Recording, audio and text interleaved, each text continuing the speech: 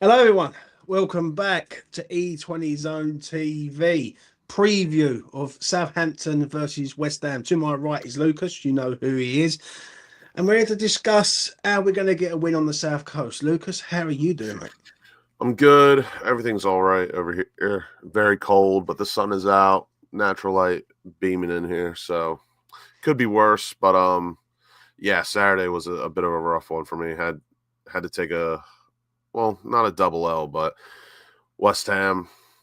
I mean, we didn't really get to talk about it, but wasn't too enthused by the performance, really. But the result, not so bad. And and the Steelers lost to our rivals on Saturday as well. So not really the greatest of weekends for me. But you know what? We'll move on. It's another day. Christmas this week. Buzzing for it. And just hopefully West Ham don't ruin Christmas. Oh, and the Steelers play on Christmas as well. So this week could easily be absolutely shit. Yeah, listen, I done an afterthought the other day. My thoughts were you just got to respect the point, even though we weren't that good. They're a good side, and you just go from there. Basically, you just go from there.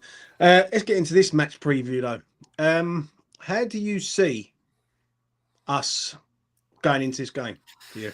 Oh, okay. So Soler should be back, but Soucek and is it Alvarez still? Soucek Alvarez, yeah. Soucek Alvarez still on 4 yellow cards, so they got to just survive one more match because we do have some absolute gruelers coming after this Southampton match. And Paqueta, he's out. Boxing Day off for him, so congrats. I do not know really. I mean, if we play the way we did against Brighton, I still think really we should probably beat Southampton. They aren't very good. But I do fear the new manager bounce as always. Ivan Juric coming right in, proper Balkan bastard, this guy. So I'm gonna be scared. I'm gonna stay calm, but I'm gonna stay weary as well. But I just don't know. We lost to Leicester. I don't think Southampton are really the same level as them, but they're in the same situation. So I don't know. Losing to Leicester, I mean, I don't know how I can be confident going into Southampton when we lost to Leicester. You know what I mean? Yeah. It's one of those ordeals. So we should be beating them, but again, this is West Ham, and what we've been seeing all season is just not really nice. So I'm keeping my guard up. I'm ready for disappointment because if we do win, the excitement will be a lot better. So I don't know. I'm just gonna stay calm, stay weary about this, and hope the new manager bounce just doesn't absolutely destroy us. I don't know how to feel on this one because they're going to be up for it. We've been here before, ladies and gentlemen. Last time we had a new manager bounce, we got hammered 3-1 and was 3-0 down. I don't know much about this manager other than he's a bit mad. I remember when he had a fight with his technical director at Torino, I think it was. Yeah, and he's a bit of a mental case. This case. I don't know what his style of play is like. What's his style of play like, Lucas? Do you know? I couldn't tell you. I only know him. I haven't watched him much, but I mean his resume is a bit decent. He started at Mantova. He's been at Crotone and then Genoa 3 times. Hellas Verona once, Torino for 3 seasons, and then he filled in at Roma for a month and a half, 2 months, whatever it was. So I don't know if it's anything to judge by managing in Italy. He is probably going to be a bit compact, slow in build up, but they'll probably be decent passing the ball around. So I don't know how much different he's going to be than Martin, but we're just gonna have to wait and see. But I feel like they will be a bit more defensively sound, but they'll probably keep the ability to pass the ball around if they have to. So I don't know. It's gonna be strange because I don't know. I don't really fancy us in anything because I mean we've had a lot more possession this season than normal. Our passing is still absolutely god awful. Our passing percentages and all that. We don't do anything with it. So and we're away. I think when it's been like one or two matches, in my opinion, this season where we've gone out and we set up to counterattack, to absorb and counter. And I think those two matches, I can't tell you in this moment specifically which ones they were, but I thought we did decent in those matches, like when Guido started. Again, I cannot tell you off the top of my head which ones those were, but I don't know. I think if we go in, even though it is Southampton, we should be beating them no matter what. But I really don't know what to expect. What's the situation here if we fail to beat this side? Because Lopetegui is not the right guy. I'm going to be straight. He's not. And we are just going through the motions at the minute with him. Yeah. The issue is this game is a game where I expect West Ham to beat this side. And if we go there and we fail against this side, then we're back to square one again. This one will really tell me a lot. It will really tell me a lot about if we are starting to turn a corner. If we go to Southampton and we win the game and we win it well, maybe we might be starting to turn a little bit of a corner. It would have, for me, excuse me, any like turn the corner talk for me, we would have to slap these like 4-0. That to me, maybe I'll start to say we're turning a corner a bit. But again, I just can't. I don't see that happening. I don't see us as that kind of side. And really, people say we do win 4-0. People can say, "Oh, we're turning a corner." Mate, we've got Liverpool at home, City away, Villa away, right after that, and then we'll be right back to square one. We'll definitely lose like 3-0, at least one of those matches. And people are going to be up in arms. Lopetegui needs to be sacked, blah, blah. So, like, really, is there any point of having this turn the corner talk if we win 4 or 5-0 against Southampton? We should be beating them. And I think this fixture is important because I don't see a win till Palace at home, personally. Yeah. Liverpool at home, City away, Villa away, Fulham at home, Palace at home, Villa away. Oh, that one Villa away is FA Cup, but yeah, where do you see the win? I see Crystal Palace at home, maybe a win. And even then, we don't beat them at home. That's always a banker draw to get on. What do we do in regards to Nicholas Whufc? Someone just said it in the chat there. How do we change this? Does he start? Does he not? What are we saying? First off, Kev, thank you. Merry Christmas to you as well. And thank you for everyone that's in the chat. Hope you guys are well and having a great start to your Christmas week. But Fulkrug's a tough one, I'll be honest with you, because he's just come back from injury. And again, people can have their opinions. I really don't care. But for me, he just got back from injury. He did not have the greatest of matches. He barely touched the ball. I mean, let's be honest. Lucas Fabianski having the most touches out of any West Ham player on Saturday is it hurts. It burnt me out. It's depressing to think about, to be honest. And that is not a type of way I want us to play. That is an indictment on modern day football, and it's disgusting in my opinion. Utter woke nonsense. But I don't know if Fulkrug. I see the upside in him. I like him as a player. He has the resume. Like, he is a good player in my opinion. But again, just like with any other like West Ham transfers, their targets and whatnot, like Evan Ferguson, for example, I've said this before. I'm a big fan of Evan Ferguson. I think he is a good player, and I think he will be a very good striker in the Premier League. But will he fit us? I don't think so. So people have got to take that. Again, you hear me say this all the time. You got to put your preferences aside and think for West Ham. Yeah. You know what I mean? So that's kind of the same thing with Fulkrug for me. He is a good player. He has the resume to back up that he is a good player. But does he fit Lopetegui's system? In my opinion, no. It just, I don't know. I think he deserves a couple more matches coming back from injury. But again, we don't really have time for that. We're bad. Do you the start results him have been coming in a bit? Do you start him in this game though? I would personally, because I'd much rather see him than the other options. I don't think Bowen going up against a back five by himself is really the way. So, in my opinion, I'd give him another star. If it was me, again, I'm putting my preferences here because you're asking me. Yeah. I'd probably start him literally until it's just like, mate, we can't play you anymore. We need to do something else. Because I do think he should have a chance coming back from injury. But Saturday was not the greatest of days. So, as Peter says there, Fulcrum looked as yeah. See, and that's the problem as well. Like with the whole technical director thing, right? When you go down that route, you get a head coach, and we have not given Lopetegui any players that match his system, regardless of if they're good or not.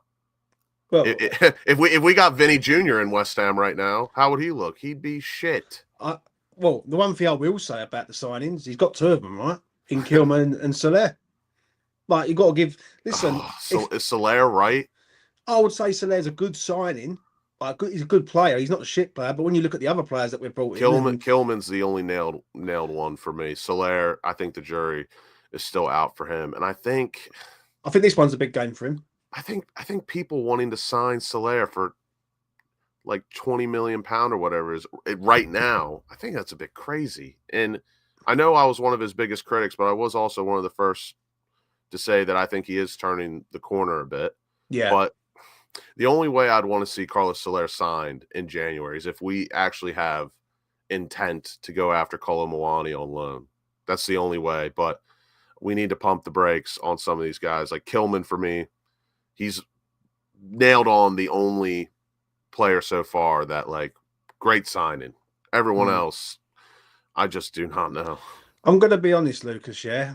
We're lucky with Kilman to a point because we're lucky that fucker didn't break his leg the other day. That was absolutely disgusting. And again, just total. I don't know what to call it anymore with the Premier League. Like, it's disgusting, mate. Like, how can you not see that's a red?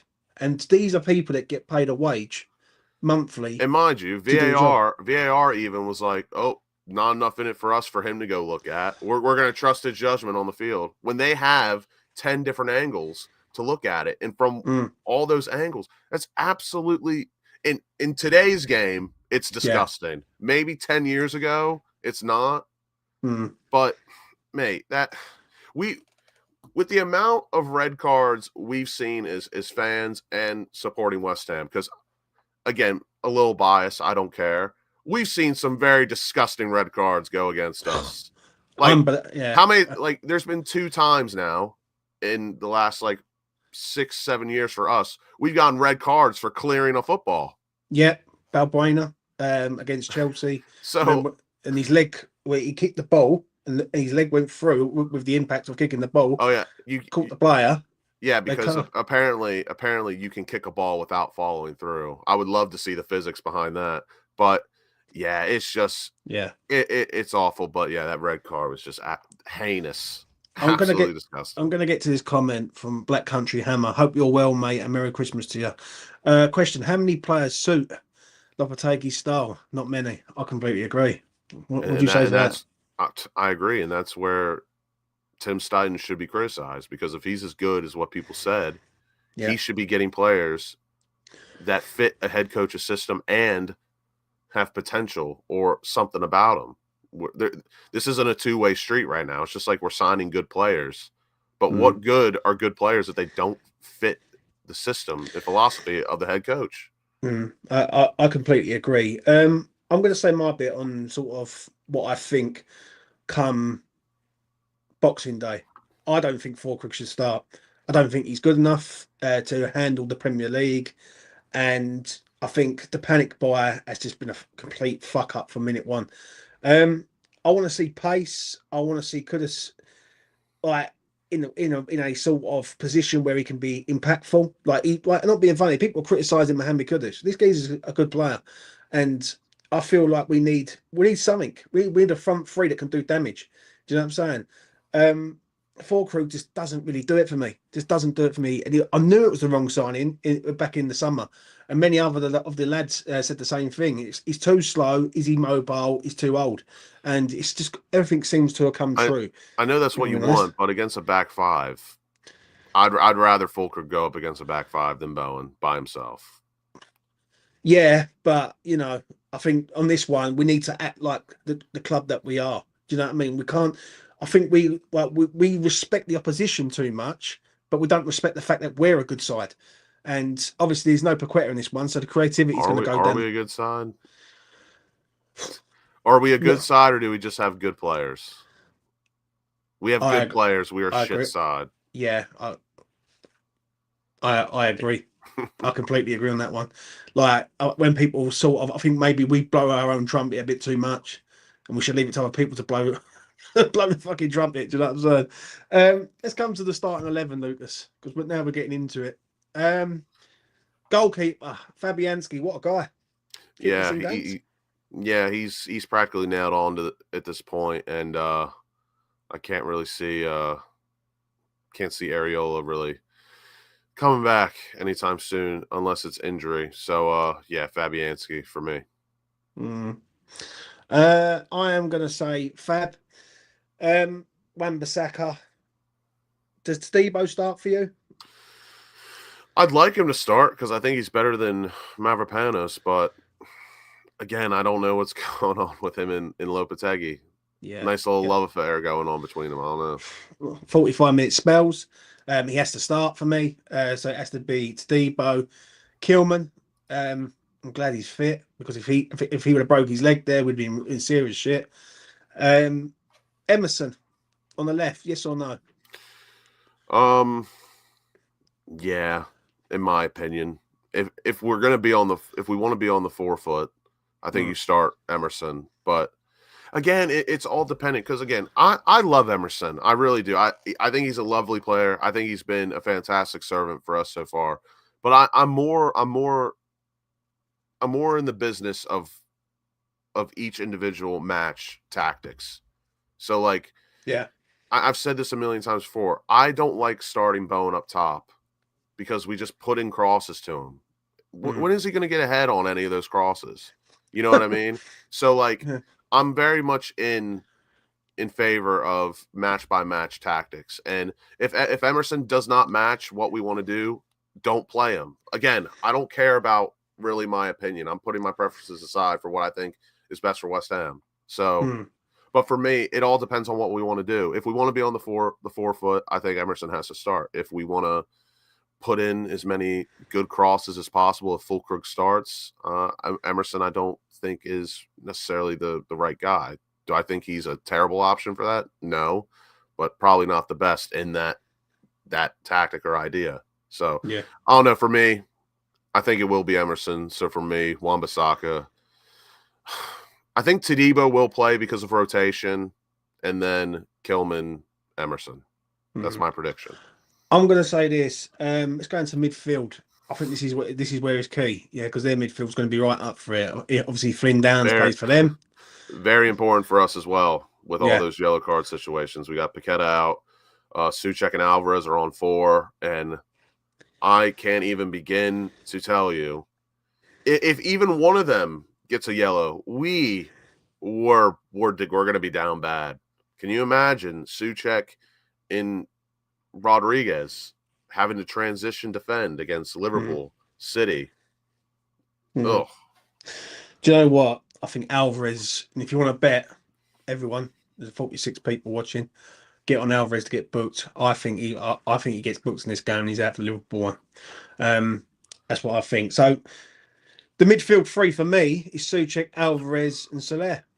That's all we've got. It's got to be. Which I'm going to be straight. It's fucking shit, if I'm being honest. Like, do you know what I'm saying? From where we are, but it is what it is.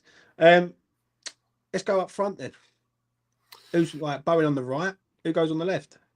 For me, it should be Kudus, Fulkrug, Bowen. But I'm not very passionate about it, if I'm being honest. So whatever does go out there, I'll just have to give my opinion when it happens. But if it was me, I would do Kudus, Fulkrug, Bowen. I think that would be our strongest way going forward. If I'm predicting what Southampton are going to do, and Southampton have been playing a back 5 all season, so I don't think someone like Somerville is it's not really the type of match for him, in my opinion. I don't think it's really the type of match for Bowen to play striker by himself. And Fulkrug, whether people like it or not, they have their opinions. Fulkrug can play with his back to a defender. He can lay the ball off. He has a decent first touch pass on him, and he can be a bit creative in that role, I think. But he's got to show it for us, not Germany, not Dortmund. Yeah. I don't care about any of that. Like, he's got to show it for us. I completely agree with you, mate. There's two ways I look at this front line. The first way is you stick with Fulkrug and you're playing into form. Basically, he was shit the other day. Could he be good on Boxing Day? Right, we don't know. Or you take him out of it and you put in a reliable front three like Somerville, Kudus, and Bowen. All three pace merchants, all three people who can beat a man, and basically go down that route. For me, I would go with what I know, if I'm being honest, and that would be the front three of Somerville, Kudus, and Bowen. I don't trust Fulkrug. I really don't. I don't look at him and think he's going to get us out of trouble. I think he's a decent player in the wrong league. I think this league's too fast for him, and that's where the problems lie. Carlos Soler is going to have to supply balls and passes and everything through the middle of the park, and I think he can. But we've seen him do it in games. Like, you know, he had an excellent pass in against Arsenal. If he can play balls down the side and over the top for these runners to run onto, then we've got half a chance of getting a result in this game. Right? And I can't believe I'm saying half a chance. We should be having a 100% chance, but this is West Ham United and nothing's certain. Let's come to predictions then, Lucas. What are you saying? I got my prediction wrong against Brighton, and I was happy about it because I did predict us to lose 3-2. Got a draw, so happy days. Again, I don't know what to expect. New manager bounce. We've lost against Leicester, who are definitely going down. And again, I don't know. Like, and I can't really say, oh, I'm expecting a professional performance, which would mean like 2-0 or something. Yeah. I do not know. I'll probably go I'm going to keep my prediction safe. I'm going to go 2-1 West Ham. Like, no matter what, the game is not won on paper, obviously, but again, it's another one of those matches where, like, man to man, we're better than them in 90% of the positions. Yeah. We've just got to get it done, and we've got to win this match because seriously, this January is grueling. I genuinely could see us not winning a game in January while I'm over, and that just I'm prepared for that. And anything else will be a happy surprise, but it's a must win because how many points are we sitting on right now? We're sitting 20. On 20. We need to get to what, 40? Need to get to 40. I do not know, Jeff. But yeah, I'm gonna go 2-1 West Ham. I'm rambling a bit, but 2-1. I think we'll get it done, but I'll be surprised if it's a professional, convincing performance if I say so myself. I'm going to say this.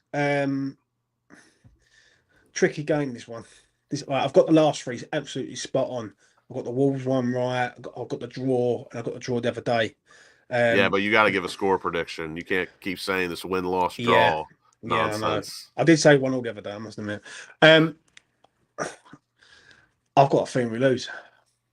And this is just fucking West Ham all over. Yeah. And I don't like to say it, but if they come out the traps and they're up for it and they score early, then we're just not a good sign from coming from behind. The other day we did, and we got away with it in the end to get a point. On this one, I don't know why I'm feeling that we're going to get done. They're going to be up for it. New manager bounce. My heart is saying 2-2, yeah, but my head is saying we're going to lose. Do you know what I'm saying? So I'm going to go with 2-2. Right, I'm going to go with my heart and say, right, I think it's a draw. This one again, I think we draw this one and all. And what the bad thing is too, right, is I'm not trying to make this into a whole segment about Lopetegui in, Lopetegui out. He deserves to be sacked, blah, blah, blah. But if we can't beat Southampton, like we really just don't have a lot of hope for the season. And I'm genuinely, I do think that is a sackable offense. But at this point in time, I don't see the benefit in sacking him. You know what I mean? I feel like that I ship has agree. sailed. The ship has Yeah. sailed, and you gotta reap what you sow. And The, for the problem yeah, is there was a key moment to sack him. And that was after the Leicester game where you had time. You had time on your hands to go and get someone in. Um, for me, to round this video up, if he goes and loses this game and gets done again, which wouldn't surprise me, it really wouldn't with West Ham. The questions need to be asked of what is really going on. yeah. I agree with Sid. Downs is going to be up for this game and all. Yeah, he's going Yes, to he be will right be. on it against his old club, against his club that he supports and all. So he's going to want to improve. So you know what? I don't look at anyone else other than the owner on this one. And I said it last year. Like I did say that this was my biggest fear of all. Yeah, you can change the manager. You can go for these managers that people are putting out and basically hyping up all these big names and all that. I know full well who runs the show at West Ham, and it ain't no technical director. It's And the geezer who wears a Russian hat. and the End thing of the day. is, like I said, we missed the boat on it already because okay, cool. What if we do sack Mm, him after Southampton?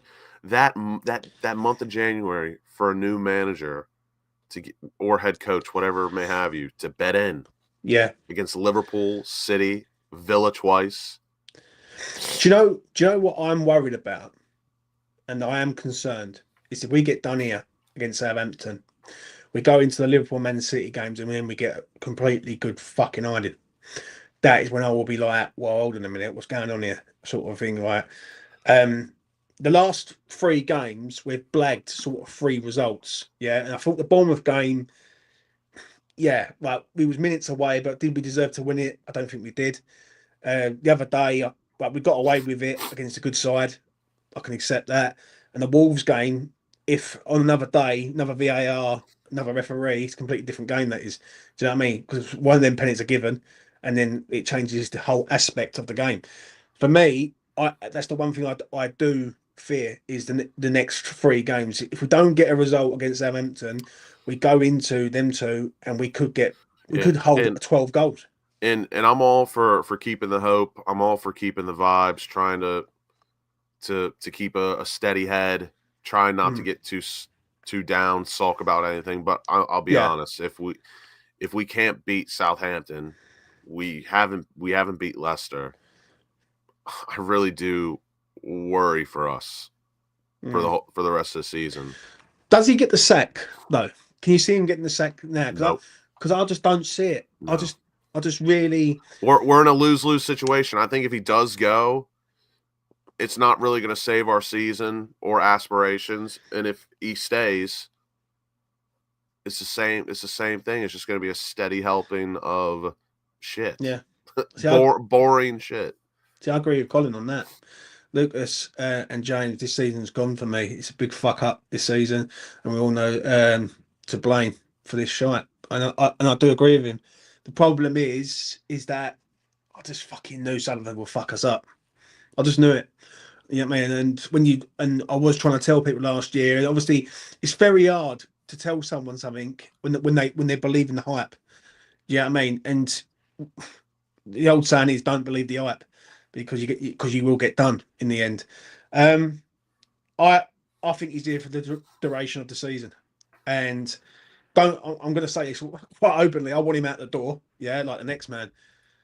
Don't be surprised, and I mean this. Don't be surprised if he stays for the 2 years because Sullivan ain't going to shift on this geezer in until he wants to, and he ain't going to listen to no fans or anything right now because he listened to the fans last year with Moyes.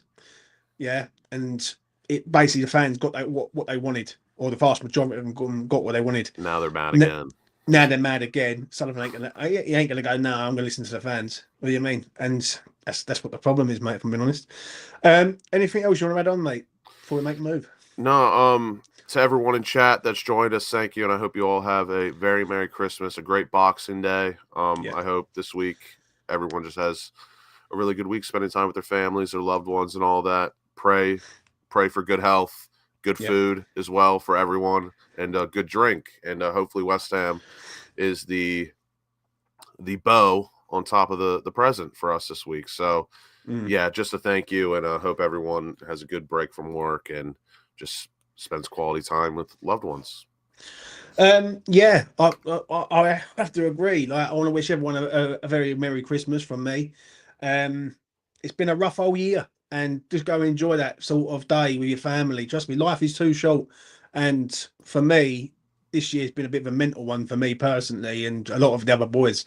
So yeah, go and enjoy yourselves, chill out. West Ham Boxing Day. Don't let them spoil your day. Liam, thank you very much, mate, for becoming a member of the channel. Thank you, Liam. Top man. It goes a long way. And yeah, I will tell you what I've got coming up right now. I have got coming up, I'm doing a live watch along on the Southampton game. So be here, because I will be here on my own. Lucas don't do the watch alongs no more, but I am. Yeah, I'm getting right involved. I've got a new microphone, so you know what I mean. You're going to see Jay just literally lose the plot when we're 3-1 down against Southampton. Just in better quality.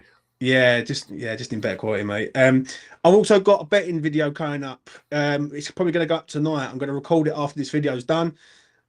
Boxing Day horse racing, mate. Trust me, it's like Christmas for me. So yeah, we love all that, and I'll probably do a betting video for the Southampton game, and I'll see if I can find any winners for you guys. And yeah, listen, I appreciate the support. Me, Lucas, Jay, Mitch, Alf, Tom, all the lads who have been on this channel over the last year. Like, we appreciate everyone. So you know, it is what it is. And yeah, that's it, mate. Have a very Merry Christmas, and go and enjoy yourselves. And I will see you again in the next one. Peace.